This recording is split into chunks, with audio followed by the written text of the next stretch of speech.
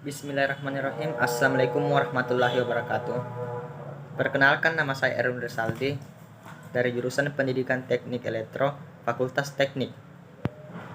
Baiklah, saya akan memaparkan materi saya yang berjudul kegagalan pada bahan isolasi padat. Baiklah. 1. Pengertian bahan isolasi. Pengertian bahan isolasi adalah bahan yang sukar atau tidak sama sekali menghantarkan aliran listrik. Sangat baik bila dipakai untuk menyekat atau mengisolasi bahan penghantar atau memisahkan bagian-bagian bertegangan atau bagian-bagian yang aktif. 2. Jenis-jenis bahan isolasi. Ada beberapa jenis bahan isolasi, antara lain yaitu A. Kain. Kain atau tekstil termasuk bahan yang memiliki serat panjang. Kain secara mekanis memiliki kekuatan yang cukup bagus dan tidak terjadi penyusutan, namun tegangan tembusnya masih lebih tinggi dibanding dengan kertas. Bahan isolasi kain biasanya terbuat dari serat, tumbuh-tumbuhan atau binatang. B. Kertas. Kertas atau karton termasuk bahan isolasi padat yang berserat pendek. Kertas atau karton pada dasarnya adalah solusi dibuat dari kayu atau bambu dengan melalui proses kimia. Pemakaian kertas atau karton untuk isolasi listrik antara lain sebagai isolator pada kabel tanah yang terperisai. Dalam pemasangannya, kertas tersebut dilapisi sejenis timbel penyaringan minyak transformator di elektrik kapasitor serta sebagai kertas pada peralatan telepon. C. Karet. Salah satu contoh penggunaan isolasi karet sebagai pelindung penghantar dapat dilihat pada penghantar jenis NGA. Bahan pelindung dari karet kurang memiliki daya tahan yang lama, sehingga pada pemasangannya harus menggunakan pelindung lagi, yaitu berupa kain anyaman. D. PVC, yaitu bahan isolasi yang terbuat dari PVC, termasuk bahan yang dapat diandalkan penggunaannya dalam jaringan instalasi listrik. Dalam pemakaiannya, bahan PVC dapat digunakan tanpa menggunakan bahan pelindung lainnya. 3. Mekanisme kegagalan bahan isolasi padat. Mekanisme kegagalan bahan isolasi padat terdiri dari beberapa jenis sesuai fungsi waktu penerapan tegangannya. Hal ini dapat dilihat sebagai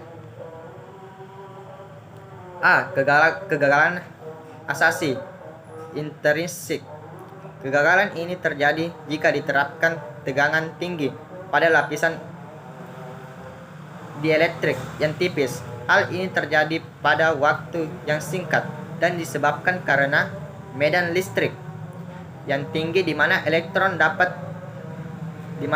mendapat energi dari tegangan luar sehingga melintasi celah yang terlarang sampai ke lapisan konduksi. Baiklah, saya persilahkan teman kelompok saya untuk melanjutkan materi tersebut. Terima kasih. Baiklah, perkenalkan, nama saya Jeprianto. Saya akan melanjutkan pembacaan materi tersebut. B. Kegagalan elektromekanik.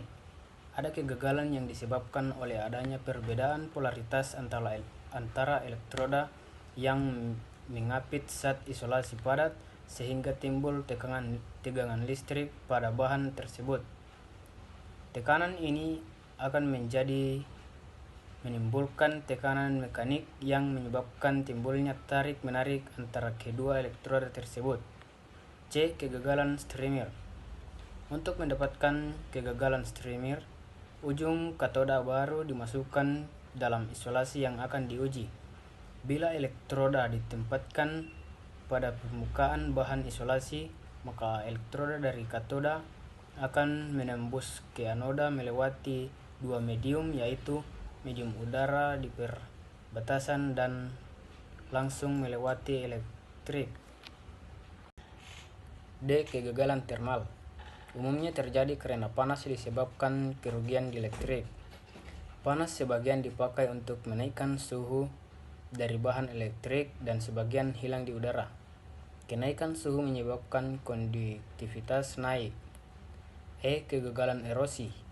Pada pembuatan suatu isolasi dari kabel bawah tanah dan alat lainnya kadang-kadang tidak sempurna sehingga sering terdapat rongga dalam isolasi.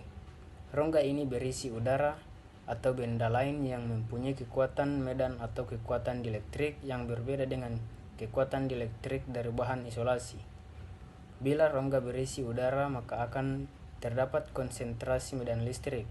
Karena itu, pada nilai tegangan normal, kekuatan medan pada rongga dapat bernilai melebihi kekuatan kegagalan sehingga dapat menyebabkan terjadinya kegagalan.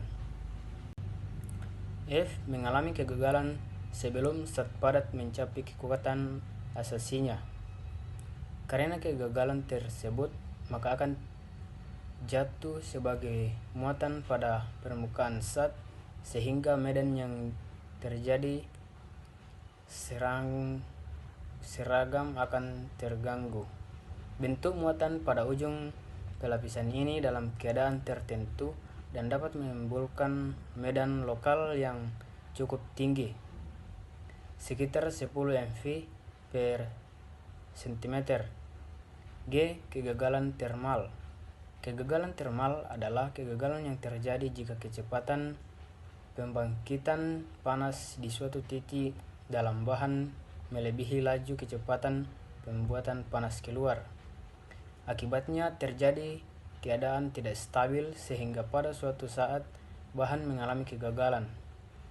Pada arus bolak-balik terdapat hubungan langsung antara konduktivitas dengan frekuensi dan permitivitas. Karena adanya faktor ini, maka rugi-rugi pada medan arus bolak-balik lebih besar dari arus searah.